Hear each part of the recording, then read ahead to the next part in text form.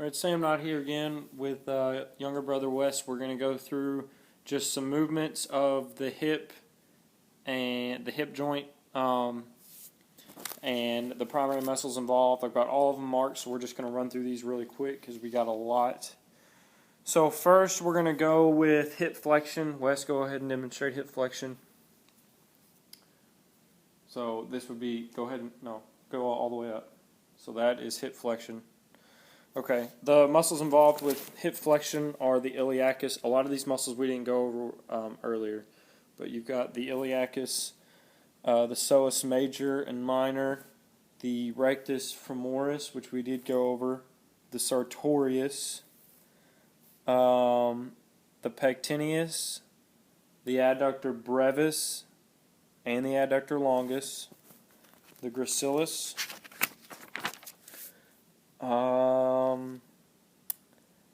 as well as the gluteus. Go ahead and turn around. You got the gluteus medius and the gluteus minimus. So that is, and the tensor fasciae latae, I think that's how you say it, as well. And then for extension, go ahead and turn back around, Wes. You've got the adductor magnus, which is on the back side. Go ahead and turn around. Adductor magnus, which is covering all the way down. Pretty much makes a triangle. Adductor magnus. Semitendinosus, semimembranosus, biceps femoris, so long and short head, gluteus maximus, as well as the gluteus medius, and that's all for hip extension. Let's do abduction, Wes. Go ahead and turn back towards me. Abduct. Abduct being away from the body. Out to the side. So yeah, hip abduction would be perfect. So that's hip abduction. That's the clock. Hip abduction, you would have the sartorius. Let's see, sartorius, the gluteus maximus on the back, the gluteus maximus, gluteus medius, and gluteus minimus. So medius and minimus. And the tensor fasciae latae, which I'm going to go ahead and look that up real quick because I'm just curious as to exactly where it's at. And it is right here at the end. Okay, turn towards me, Wes. So the tensor fasciae latae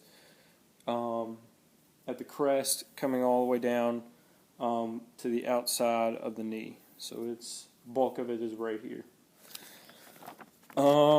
Let's do adduction, so coming in across the body. Yeah, that would be adduction. So for adduction, you've got the pectineus, you've got the adductor brevis, as well as the adductor longus, and then on the back side, the adductor magnus, which we showed you earlier. The gracilis, which runs right along the inside. I think that's it for the, and then the gluteus maximus also does help with abduction or adduction. Last would be external rotation and internal rotation. For external rotation, we've got the iliacus, the psoas major and minor, the sartorius,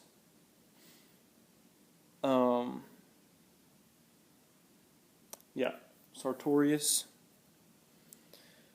pectineus, you've got the adductor brevis, and the adductor longus, and the adductor, no, not the adductor longus, the adductor magnus on the back.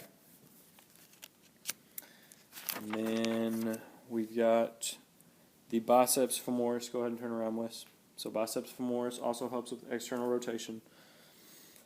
The gluteus maximus, the gluteus medius, And then all of these muscles that we have not talked about at all yet for hip external rotation, the piriformis, so the piriformis stretch, the gemellus superior, gemellus inferior, obturator internus, obturator externus, and quadratus femoris. All of those externally rotate. So let's do external rotation real quick. There you go. That is hip external rotation. Go ahead and show us internal rotation. We'll do those muscles. Internal.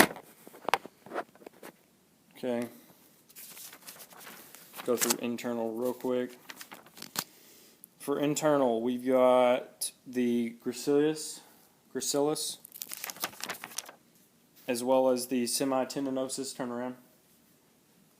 Semitendinosus, semimembranosus,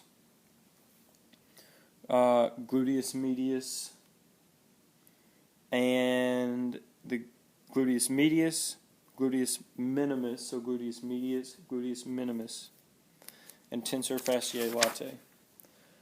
And that is all. So we've covered all of them. And that takes care of question number 5.